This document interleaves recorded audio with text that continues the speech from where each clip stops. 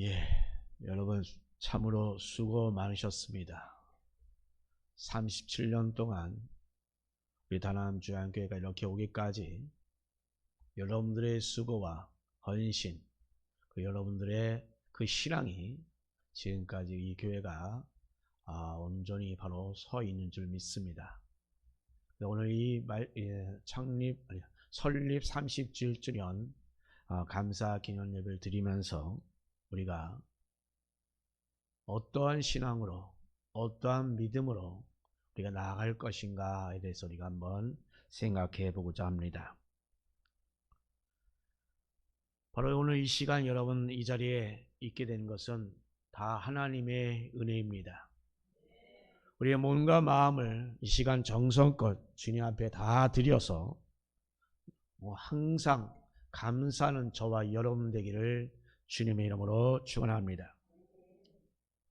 지금까지 오는데 많은 성도들이 정말 많은 수고를 했고 또한 아낌없는 헌신을 해왔습니다. 정말 아낌없는 그 사랑이 오늘 이렇게 우리가 편안하게 주님께 영광 돌리고 또한 편안하게 예배 드릴 수 있게 된 것 또한 감사드립니다.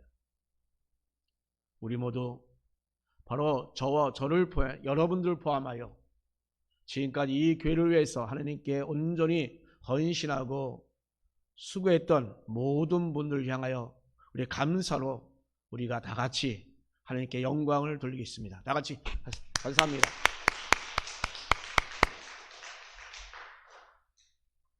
자, 여러분 수고 많으시고 헌신해서 지금까지 이렇게 박수로 우리가 영광을 돌렸습니다. 자, 그러나 여러분 다시 한번 우리를 돌아보시기 바랍니다. 과연 나는 과거의 그 헌신과 그 사랑이 아직도 그대로인가? 여러분 점검하십시오. 그 열정적이며 순수했던 그 믿음이 아직도 내가 가지고 있는가? 한번 살펴보세요. 우리는 곧잘 초대교회로 돌아가자라고 하는 이런 말들을 합니다.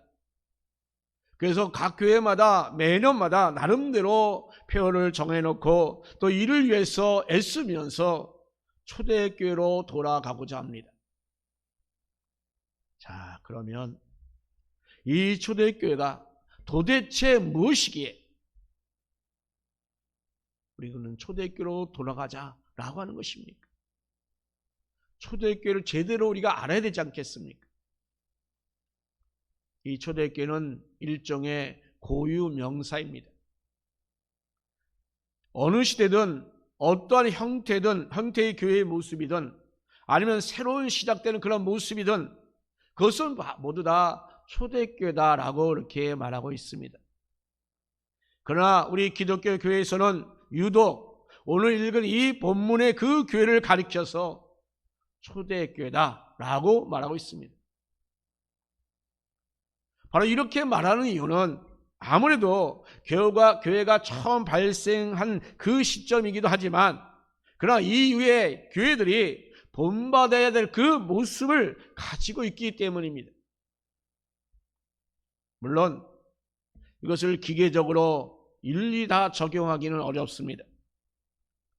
가령 초대교회 때에 나타난 그런 제사를 하나로 합쳐서 물건을 서로 통용하는 일, 그 정신은 정말 좋겠습니다만 그러나 현실 속에서 그것을 실현하는 데는 많은 무리가 아마도 따를 것입니다. 자, 그럼에도 이런 초대교회의 모습은 우리에게 너무나도 특별합니다.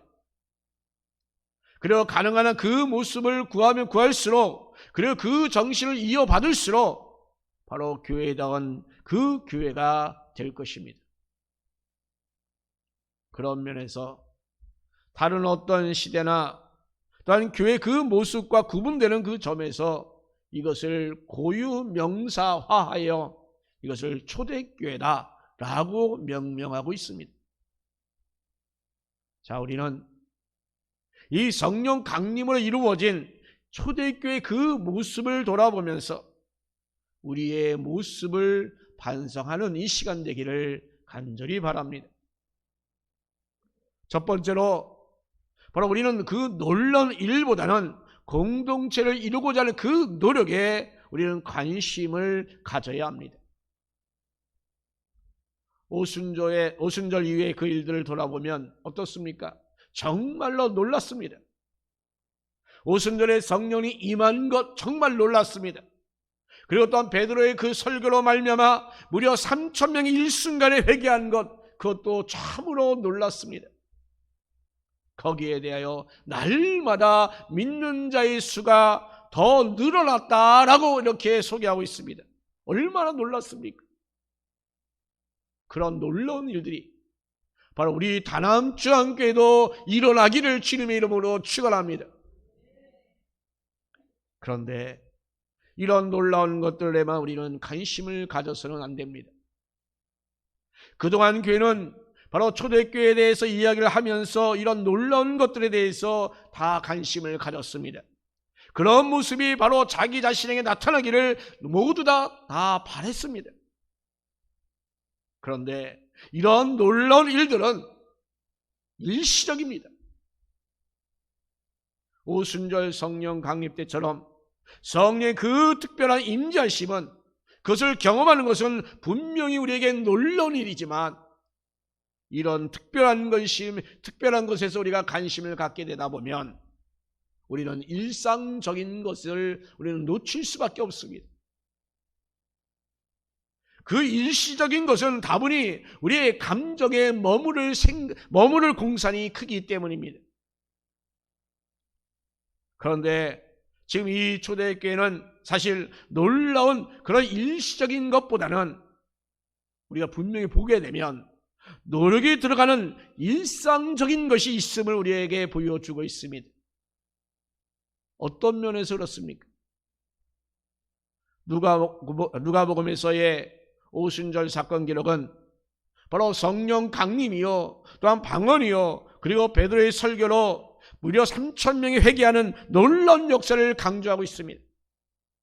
그런데 여러분 그 이후에 보니까 이 누가는 뭐라고 말합니까? 이 놀라운 관심과 집중을 그 놀라운 사건 이후에 어디로? 공동체로 이어져 가고 있음을 보게 됩니다.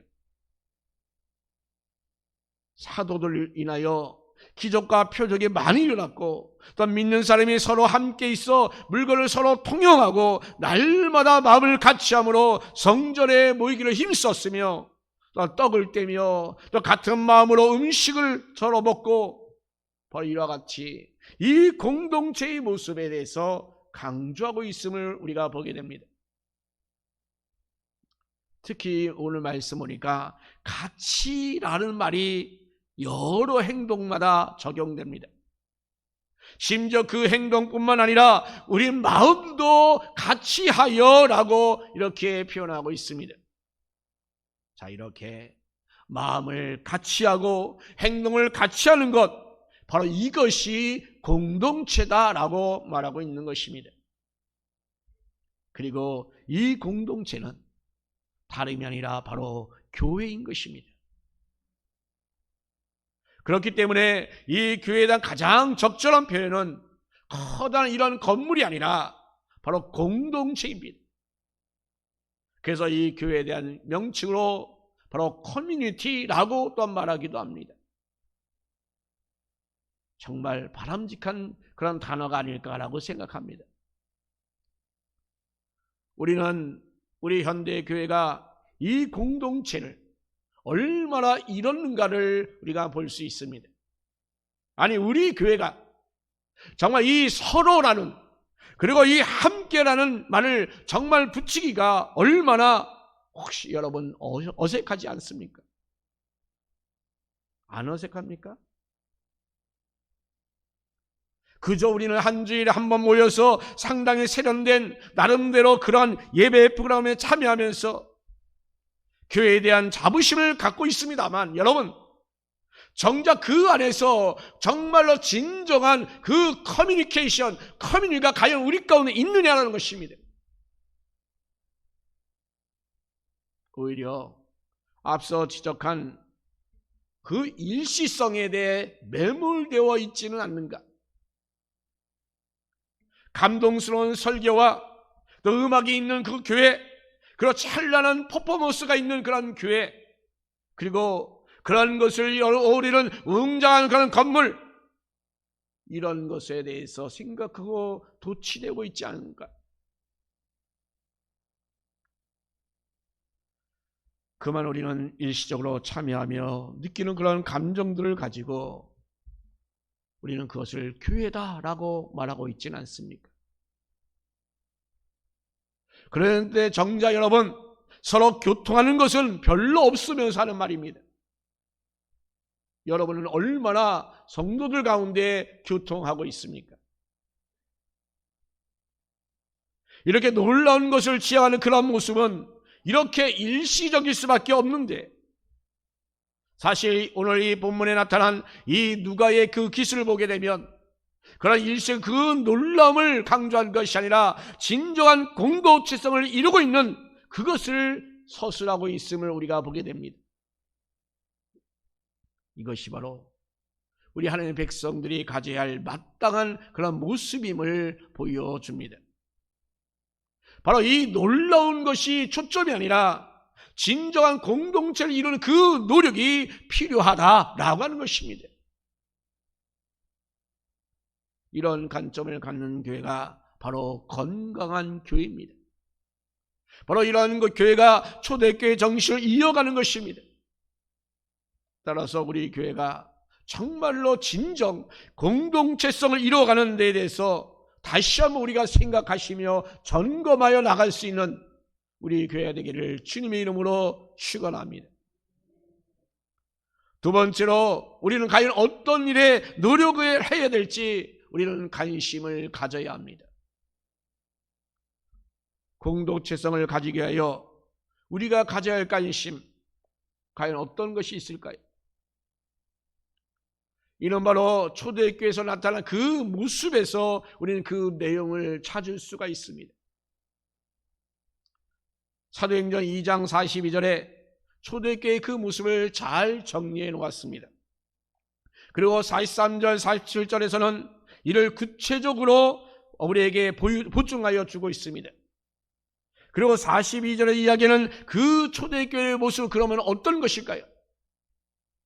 그것은 바로 여러분 우리가 본 말씀 읽은 것처럼 그들이 사도 가르침을 받아 서로 교제하고 떡을 떼며 오로지 기도하기를 힘썼다라고 하는 것입니다. 그래서 여러분, 초대교회는 먼저 사도들의 가르침을 받아야 하는 것입니다. 베드로 설교 이후에 설립된 그러한 공동체에 대해서 이야기할 때 처음 나온 말이 바로 그들이 사도의 가르침을 받아 라고 하는 말인 것입니다. 우리는 이 부분을 정말 지나치게 설교든 교육이든 한쪽으로 치우쳐서 얘기하는 것은 곤란합니다. 그것이 설교든 아니면 교육이든 간에 그 형태가 중요한 것이 아니라 바로 본질적으로 그 내용이 중요하기 때문입니다. 오히려 우리는 그 설교가 선포적인 성격 혹은 교육적인 성격이 다 있다라고 보는 것이 더욱더 우리는 본질에 가까운 것입니다. 그래서 제가 이렇게 설교할 때 그 말씀 하나님을 대언하여 선포하신 것입니다. 그 말씀은 또한 여러분 가운데 교육적으로 받아서 따라하게 될 그 말씀인 것입니다. 그것이 본질이에요. 형태가 어떻든 간에 예수 그리스도의 복음에 대하여 지속적인 이야기가 바로 그 안에 담겨져 있어야 합니다. 바로 초대교회란 다른 것이 아니라 바로 예수 그리스도에 대하여 이야기하고 또 이야기하고 또 이야기하는 것이 바로 사도들의 가르침을 받는 것입니다. 우리는 예수라는 이름을 불러놓고는 우리 이야기만 하고 있지 않은지 돌아봐야 합니다. 교회가 이 공동체성을 갖고 있는 가장 중요한 요인은 바로 예수 그리스도이기 때문입니다. 그런데 오늘날 많은 목회자들이 설교 강단에서 예수 그리스도는 얘기하지 않고 본문 말씀을 딱 보고 세상적인 이야기를 합니다. 윤리적인 이야기를 합니다. 그것은 설교가 아니고 사도들의 가르침이 아닌 것입니다. 예수 그리스도가 내용이 되어야 한다는 사실을 여러분 분명히 깨닫고 그러한 설교를 여러분 듣기를 갈망하시기 바랍니다. 그럴 때 여러분 우리는 어떻게 해야 됩니까? 교회가 공동체답게 바로 건강하게 설 수가 있습니다. 따라서 교회에서 공적으로 드리는 주일 오전 예배, 주일 오후 찬양 예배, 또한 수요 기도회, 금요 기도회, 또한 새벽 기도회, 또 각종 소모임들, 이 모든 것들 여러분 중요하게 여기셔야 합니다. 단지 주일 예배만 참석했다고 성도의 본분을 다한 것이 아니기 때문입니다. 서로 예수님에 대해서 우리는 끊임없이 말해야 되고 끊임없이 들어야 되고 끊임없이 함께 나눠야 합니다. 그러려면 예수님의 이름으로 이 모인 곳에 우리는 항상 함께 같이 있어야 합니다. 다음은 교제입니다. 교제. 그건 헬라어로 코이노니아라고 말합니다. 그건 성도가 서로 교통한다라고 하는 것을 말합니다. 교통한다는 것은 바로 영적인 교류를 말합니다. 사도들은 가르침을 받고 또한 기도와 그 헌신을 통하여 기사와 표적이 많이 일어났습니다. 우리는 이미 이것을 다 알고 있습니다. 또한 사도들이 기사와 표적을 보여주었는데 우리는 그런데 거기에만 관심을 가지고 저 목사는 왜 그런 기사가 안 나타나지? 이런 것에 대한 관심만 갖습니다. 그것은 일시적인 감동입니다. 그보다 우리가 본질적으로 우리 성도들을 위하여 바로 우리 사도의 헌신이 있었다는 사실을 우리는 분명히 깨달아야 합니다. 하나님께서는 그것을 열매 맺게 하기 위하여 기사와 표적이 되게 하신 것이 아닌 것입니다. 사도들과 그 제자들이 어떻게 했느냐를 우리는 봐야 합니다. 제자들과 초대교회 공동체 무리들은 어떻게 했습니까? 함께 하였습니다. 같이 하였습니다. 모든 물건을 다 통용하였습니다. 그리고 재산을 팔아서 가난한 자들에게 다 나누어 주었습니다. 이런 것들 모두가 우리 성도들이 서로 마음과 마음이 통하는 말 그들의 그 교통이 이루어진 것입니다. 이렇듯 교제는 어떤 징교 프로그램을 갖는 것이 아닙니다. 이렇게 서로가 마음과 마음이 통하는, 그래서 삶의 그 서로 통하는 그런 교제를 말합니다. 바로 공동체는 이러한 교제 없이는 이루어질 수가 없습니다. 어쩌면 오늘날 우리 교회에 대해서 이 공동체란 말은 용어를 많이 사용하지 않은 것은 이런 실질적인 그런 교통이 적어서 그런 것이 아닌가라고 생각하기도 합니다. 여러분, 우리 성도분들이 성도들의 그 형편을 살피면서 서로 우리 성도들은 서로 나누고 하는 그런 모습을 저는 간혹 보게 됩니다. 참으로 좋은 일이고 감사한 일입니다. 이러한 일들은 모든 성도들에게 더 확대되고 자주 있기를 간절히 바랍니다. 또한 세 번째로 떡을 떼었다라고 했습니다. 서로 떡을 떼었다. 이거는 식사를 말합니다. 우리는 떡을 떼었다라고 하는 이 표현은 성찬으로 해석할런지 아니면 예찬으로 할런지 정확한 그런 근거를 찾아서 우리가 구분하기는 어렵습니다. 그래서 초대교회는 이 예찬과 성찬이 함께 이루어졌다라고 보면 그래도 차마 가장 정확할 것입니다. 어쨌든 오늘 이 본문에 나오는 이 떡을 땜이란 단순한 식사를 해석하든지 아니면 성찬을 해석하든지 여기서 중요한 것은 그들이 천국에서 주님과 함께 먹고 마시는 것을 이미 이 땅에서 서로 이루고 있다는 사실입니다. 그러므로 우리가 예배 후에 이렇게 점심을 함께 먹는 것 또한 저는 예배의 연장이라고 생각합니다. 그 예배의 연장이기 때문에 그것을 가벼이 여기서는 안 되는 것입니다. 그래서 서로가 각자 집에서 미리 준비해온 것들을 다 내어놓고 우리 함께 그리고 같이 나누어 먹고 마시는 그러한 교통함이 곧 교제인 것입니다. 우리는 그런데 과연 그렇게 하고 있는가? 한번 돌아보십시오. 모두가 나름대로 정말로 정성껏 준비해 가져와서 이렇게 나누는 것이야말로 진정한 교제의 근본이 되는 것입니다. 이제 우리는 그 정신으로 임할 수 있는 바로 우리 교회가 되기를 소망합니다. 그 모습을 바로 저들이 떡을 떼며라고 했습니다. 즉 기쁨과 순전한 마음으로 음식을 먹었다고 하는 표현을 하고 있습니다. 즉 말하자면 더 먹으려는 그 욕심, 더 엄중한 형식을 하려는 그 가식, 이런 모습이 아니라 순전한 마음으로 떡을 떼었다라고 했습니다. 먹는 것 앞에 순전한 마음을 가졌다라고 하는 것은 가장 기초적인 그 욕구 위에 공동체가 바로 있다라고 하는 사실입니다. 이후 고린도 교회로 가서 어떤 일이 이루어졌습니까? 그만 그 순전함을 잃어버리고 말았습니다. 그래서 가난한 자는 부끄러워지기 시작했고 부자들은 자신들이 먹는 것을 자랑스럽게 여기게 생각했습니다. 결국은 그 공동체가, 그 공동체성이 무너지는 모습이었단 말입니다. 초대교회에서 순전하게 떡을 떼었다는 것은 오늘날 우리에게 그 욕심으로 서로 음식조차 순전하게 함께하지 않는 그 모습이 없는가 우리 다시 한번 되돌아보시기 바랍니다.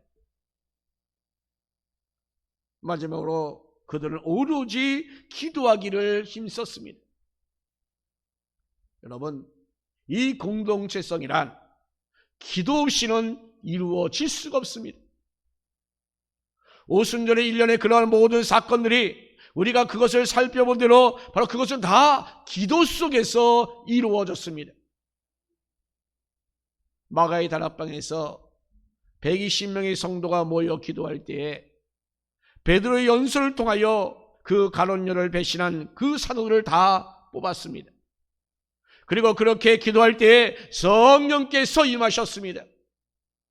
또한 그들이 기도할 때에 방언이 터졌습니다. 그들이 기도할 때에 베드로의 설교를 각지에서 온 사람들이 다 듣고 하루에 3,000명이나 회개하였습니다.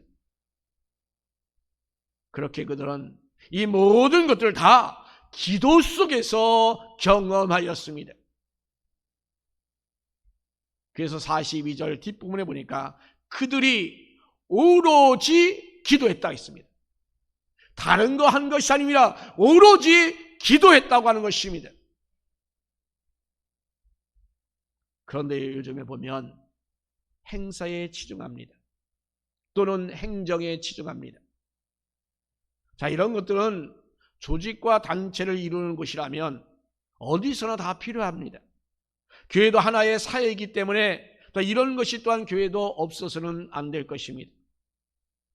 자, 그러나 이런 것 때문에 기도가 뒤로 밀려나고 있지는 않은지 우리는 분명히 반성해야 합니다. 왜냐하면 세상 단체라면 몰라도 교회 공동체는 기도 속에서 이루어지는 것이기 때문입니다. 기도보다 앞서는 것이 있다면 그것은 공동체성을 무너뜨리는 결과를 초래할 수밖에 없습니다. 자, 여러분, 이후에 이 초대교회에 어떤 모습이 나타납니까?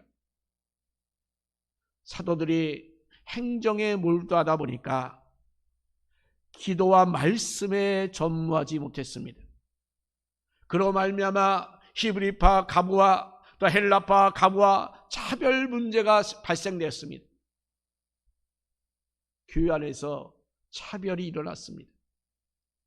이런 모습이 바로 공동체성이 무너진, 그러한 사라진 그 모습인 것입니다. 교회는 모든 것보다도 먼저 기도에 전념하는 그런 공동체가 되어야 합니다. 여기서 우리는 중요한 건 4가지를 이렇게 말씀드렸습니다. 이 4가지 그냥 말씀 듣는 거 끝나는 것이 아니라 여러분, 이 말씀을 듣고 이를 위하여 우리는 노력해야 합니다. 그래야 공동체, 곧 교회가 살아납니다. 사도의 가르침 받는 일들은 사도들이 가르치기 위하여 노력하는 일 없이 되지 않습니다. 또한 성도들이 한 마음으로 즐겨 듣지 않으면 또한 이것은 이루어지지 않습니다. 서로 교제하며 교통하는 것 역시 서로가 서로를 위하여 헌신하고자 하는 그 노력하는 마음이 없이는 안 된다는 것입니다. 순전한 마음으로 떡을 떼기 위하여는 서로 간에 노력을 해야 합니다. 또한 모두에게 나보다 남이 더 잘 먹기를 바라는 마음이 우리 가운데 있어야 합니다. 언제부턴가 기도하는 게 우리 가운데 혹시 촌스러운 일로 변하지 않았습니까? 굳이 뭐 기도를 할 필요가 있나? 에이, 기도? 머리만 그냥 숙였다 하면 끝이지. 거추장스럽게 여기진 않습니까? 미련한 것처럼 보여지는 이 기도지만, 기도한다고 다 되냐라고 우리가 말을 할 수 있겠지만 그것은 잘못된 길임을 우리는 알아야 합니다. 정말로 아니에요. 기도하는 것이 우리에게는 자연스러워야 합니다. 그럼 기초가 되어야 합니다. 그리고 그렇게 기도하려고 우리는 또한 노력해야 합니다. 내 중심으로 나의 영광을 위하여 기도하니 우리가 기도하는 게 안 되는 거예요. 응답이 없는 겁니다. 내 중심이 아니라 하나님의 중심으로 하나님의 영광을 돌리는 그 신앙의 기도가 근본이 되어야 합니다. 그래야 하나님이 역사하십니다. 사랑하는 성도 여러분, 우리는 우리의 그 공동체성을 다시 한번 생각해 보십시다. 진정 우리 교회에 이 초대교회의 그 본질적인 모습이 있는지 바로 우리는 제대로 점검하시고 우리 함께 같이 노력하시다. 기도로 시작합시다. 기도로 모입시다. 걸어라. 성령의 놀라운 역사는 어쩌면 경험사로 볼 때 일시적입니다. 여러분 나름대로 성령의 역사 다 받았을 것입니다. 그러나 그것이 계속 되어지나요? 그러면 우리는 이 성령을 의지하여 공동체에서 이루고자 하는 그 헌신, 그것을 우리가 함께 같이 해야 될 줄로 믿습니다. 그러므로 서로가 가르침을 받기를 사모해야 합니다. 그래서 우리는 나름대로 별도의 시간을 정하여 성경 공부를 집중적으로 해야 합니다. 그래서 여러분들이 원하서 성경 공부합시다 라고 하는 그러한 얘기들이 나오길 바랍니다. 또한 수시로 서로의 형편을 살피고 서로 또한 서로 간에 교제가 있어야 합니다. 일주일에 한 번 빵끔 만나서 잘 지냈냐고 인사하는 그 정도가 아니라 매일매일 같이 문안 인사하고 매일매일 같이 어떻게 지내냐고 하고 만나고 하는 그런 것들이 자주 우리 가운데 있어야 합니다. 아울러 우리는 함께 같이 음식을 나누고 먹고 마시는 일들이 자주 있어야 합니다. 그리고 또한 우리는 오로지 기도하기를 힘쓰시고 모든 것이 다 주님 안에서 예수님의 이름으로 나아가야 될 줄로 믿습니다. 오직 하나님의 영광을 위하여 예배합시다. 찬양합시다. 기도합시다. 특별히 이런 새 생명을 구하는데 정말 전심전력하여 힘써 나갑시다. 하나님께 가장 큰 영광이 무엇입니까? 그것은 뭐니 해도 영원 구원입니다. 교회가 존재하는 이유가 무엇입니까? 교회가 설립된 이유가 무엇입니까? 바로 영원 구원입니다. 여러분이 이 땅에 탄생한 이유가 무엇입니까? 바로 영원 구원입니다.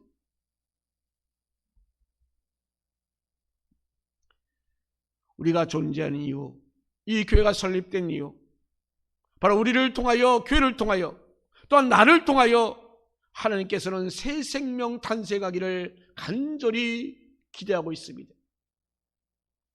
이제 우리 모두 이제 전도 현장에 나갑시다. 37년 전에 바로 이 계양구의 다남중회를 하나님께 설립하신 그 목적은 바로 이 지역에 하나님 나라가 도래하는 것입니다. 이를 위해 우리 모두 다 전도자로서 다시금 힘을 모아서 함께 같이 정말 힘써 나가 영원 구원을 위하여 우리의 시간을 투자합시다. 물질만 11절 드리는 게 아닙니다. 우리의 시간도 우리의 노력도 하나님께서 주셨기에 시간의 11조도 우리는 당연히 드려야 합니다. 우리 모두 어느 누구나 할 것 없이 모두가 다 예수를 믿는 그 자체가 바로 우리에게는 은혜이요 감사할 일일 것입니다. 그 기쁜 소식을 전할 그 책임이 바로 우리에게 있습니다. 믿음의 사람으로 우리는 진정 교회의 공동체로서의 그 소명을 다 할 수 있는 저와 여러분 되기를 예수님 이름으로 축원합니다.